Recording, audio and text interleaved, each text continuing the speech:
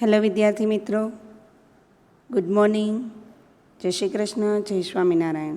દરેક વિદ્યાર્થીનું સંસ્કાર તીર્થ જ્ઞાનપીઠમાં હાર્દિક સ્વાગત કરું છું. ધોરણ 8 યુનિટ 2 એલ એમ બી બી લર્ન મોર બી બ્રાઇટરનું આપણે એક્ટિવિટી 4 જોઈ રહ્યા હતા. તો હવે એક્ટિવિટી પાર્ટ 1 જોયા પછી પાર્ટ 2 જોઈએ, જેમાં પાર્ટ 1માં આપણે જોયું હતું કે રાજા છે એ તાનસેને જ્યારે ગાયું ત્યારે રાજાએ કહ્યું કે આ તો વર્લ્ડનું સૌથી સારામાં સારું તું ગીત ગાઈ શકે છે. ત્યારે તાનસેને શું કહ્યું? ના, મારા કરતાં પણ કોઈ વધારે સારું ગાઈ શકે છે. તો રાજા એવું કહે છે કે તારા કરતાં પણ વધારે કોઈ સારું ગાઈ શકે છે તો એને મારે દરબારમાં બોલાવવા જ પડશે અને ગવડાવવું પડશે. ત્યારે તાનસેન કે કદાચ એ ના આવે. તો રાજાએ એવું કીધું, એ ના આવે તો હું મારી જાતે તેની પાસે જઈશ અને હું સાંભળીશ. હવે ત્યારે તાનસેન એવું કહે છે કે yes, but you do not go there as the king, said Tansen. હા, પણ તમે ત્યાં એઝ ધ કિંગ, રાજા થઈને ત્યાં જઈ શકશો નહીં. I shall go as a humble lover of music, said the king. Humble lover of the music. હું સંગીતનો નમ્ર પ્રેમી, સંગીતના પ્રેમી એઝ અ સંગીત સાંભળનાર તરીકે જઈશ, એવું રાજાએ કહ્યું.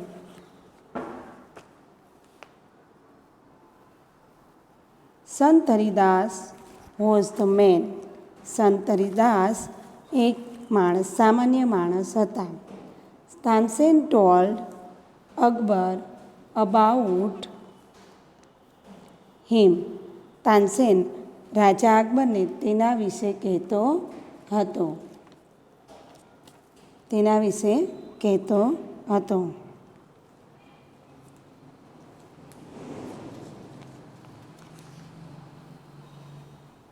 He was Tansen's guru.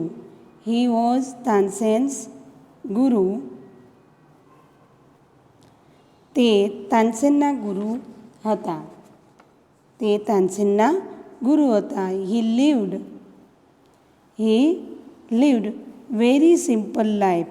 તે ખૂબ જ સાદાઈથી જીવતા હતા. તે ખૂબ જ સાદાઈથી જીવતા હતા.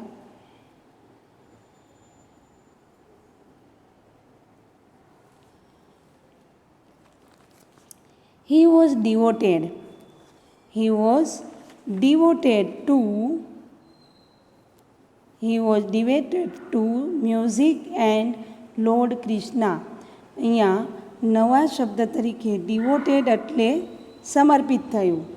તે સંગીત અને ભગવાન કૃષ્ણને સમર્પિત હતા. તે સંગીત અને ભગવાન કૃષ્ણને સમર્પિત હતા. He lived in Vrindavan. તેઓ વૃંદાવનમાં રહેતા હતા. In a Hut on the bank of Yamuna. Bank of river Yamuna. Yamuna નદીના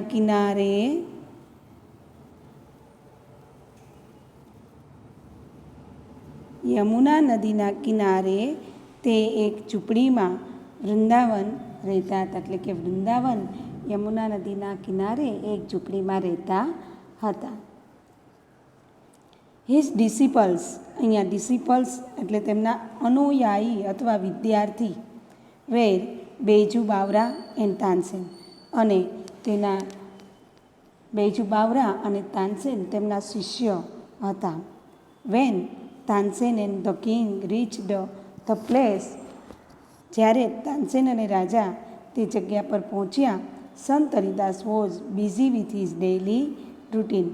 ત્યારે સંત હરિદાસ તેમના રોજિંદા કાર્યોમાં વ્યસ્ત હતા. He greeted both. એટલે કે તેમણે બંનેનું અભિવાદન કર્યું.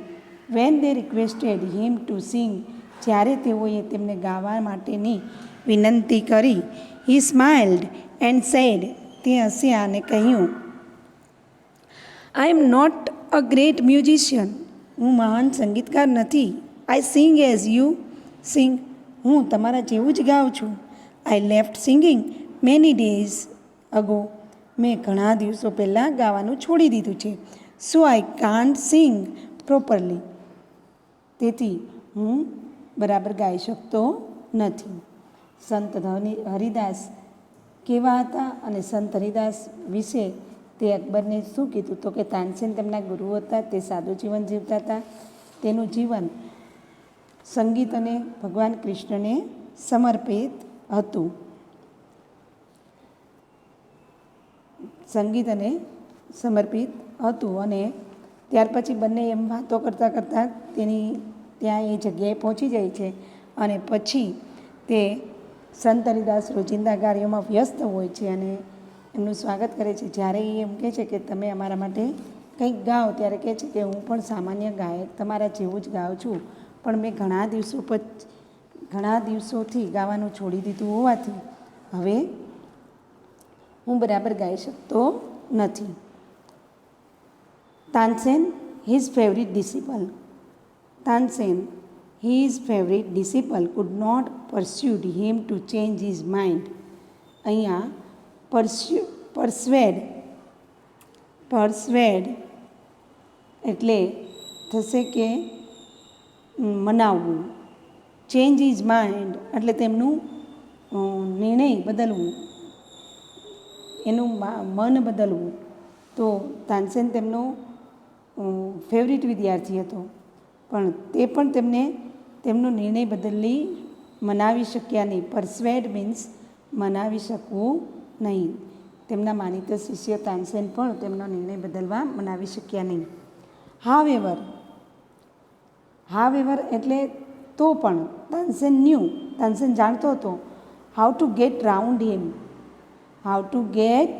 રાઉન્ડ હિમ, તેમની સાથે કેવી રીતે કામ પાર પાડવું એ તાનસેન જાણતો હતો. He offer to sing before his guru, તેણે તેના ગુરુની સામે ગાવાનો પ્રસ્તાવ મૂક્યો. ધેન એઝ તાનસેન સેંગ, અને પછી તાનસેન ગાવાનું શરૂ કર્યું. He made some mistake again and again, અને એને ગાતા ભૂલ and he made some mistake again and again, ગાતા અમુક ભૂલ ફરીને કરી, એટલે જાણી જોઈને ભૂલો કરી. That's not the right note, Tansen cried his guru. તે સૂર બરાબર નથી, તાનસેન એવું એના ગુરુ એની પર બોલી ઉઠ્યા. What has happened to you? તને શું થયું છે? said the guru. ગુરુએ કહ્યું, તાનસેન તું બરાબર સૂર નથી લગાવતો, શું થયું છે તને? આવી રીતે કહ્યું. Tansen pretended not to understand. પ્રિટેન્ડેડ એટલે ઢોંગ કરવું, નોટ ટુ અન્ડરસ્ટેન્ડ એટલે ન સમજવાનો. તાનસેન ન સમજવાનો ઢોંગ કરે છે. હી મેડ સમ મિસ્ટેક અગેન, અને ફરી થોડીક ભૂલો કરે છે. સંત હરિદાસ વોઝ એંગ્રી, અને સંત હરિદાસ ગુસ્સે થાય છે. He took the tanpura from the Tansen's hand, અને તે તાનસેનના હાથમાંથી તાનપુરો લઈ લે છે. હી સેંગ ધ રાગ દરબારી ઇન ધ રાઇટ વે, અને તે યોગ્ય રીતે રાગ દરબારી ગાવાનું શરૂ કરી દીધું. He went on to the next and the next, તેઓ એક પછી એક રાગ ગાવા લાગ્યા. The sweetness of his voice, તેના અવાજની મધુરતા, sweetness of his voice spread all around, ચારે તરફ ફેલાઈ ગઈ. Both the king and Tansen forget where they were, બંને જણા તેઓ ક્યાં હતા તેઓ ભૂલી ગયા. The king realised that Tansen was, king realised કે Tansen was right.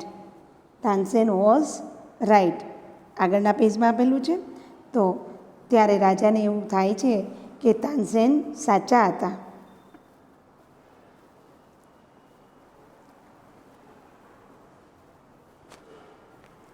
He had certainly never heard any music like this before. He had certainly તેણે ખરેખર આવું સંગીત આની પહેલાં ક્યારેય સાંભળ્યું ન હતું. He said, તેઓ બોલ્યા, I agree, હું સમજ છું.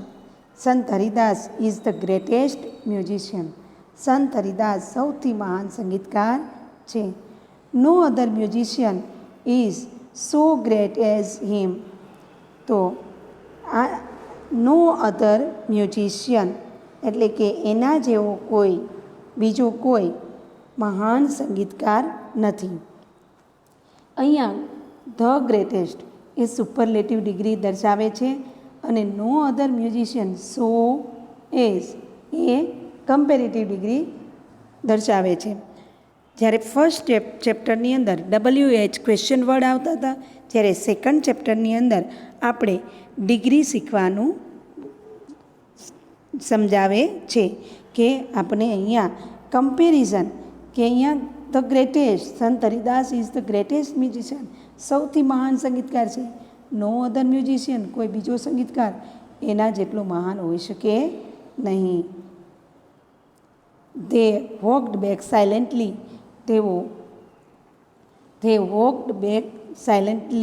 તેઓ શાંતિથી પાછા ફર્યા. Then the king broke the silence. અને ત્યારે રાજાએ શાંતિનો ભંગ કર્યો. Why can't you sing like him, ઉસ્તાદજી? Why can't you sing like him, ઉસ્તાદજી? તમે તેમની જેમ કેમ ગાઈ શકતા નથી? તમે લાઇક હિમ એટલે તેની જેમ, કાન્ટ યુ સિંગ તમે ગાઈ શકતા નથી. ઉસ્તાદજી તમે તેમની જેમ કેમ ગાઈ શકતા નથી? તાનસેન સ્માઇલ્ડ. શહેનશાહ, તાનસેન હસીને કહે છે કે રાજા, I sing at your command. હું તમારા આદેશ ઉપર ગાઉં છું. The command of the king of Hindustan, તે હિન્દુસ્તાનના રાજાના આદેશ પર હું ગાઉં છું. પણ the command of king Hindustan, Guruji sing for one who is king of king. અને ગુરુજી તેમના માટે ગાય છે કે જે રાજાઓના પણ રાજા છે. અહીંયા કહે છે કે હું તમારા આદેશ ઉપર એટલે કે હું હિન્દુસ્તાનના રાજાના આદેશ પર ગાઉં છું. જ્યારે ગુરુજી સિંગ ફોર ધ વન, ગુરુજી માત્ર એક વ્યક્તિ માટે ગાય છે જે who is the king of king, જે રાજાઓના પણ રાજા છે એટલે કે ગોડ ભગવાન છે એના માટે જ ગાય છે. એટલે એ આવું સરસ ગાઈ શકે છે. અહીંયા એક્ટિવિટી 4માં જે આપણે આખી સ્ટોરી જોઈ રાજા અકબર અને તાનસેનની, તો એના ઉપરથી આ ટ્રુ ફોલ્સ અને tick mark the correct answer આ બંને તમારી ટેક્સ્ટબુકમાં કરવા, નવા શબ્દો પણ લખવા. અસ્તુ. જય હિન્દ.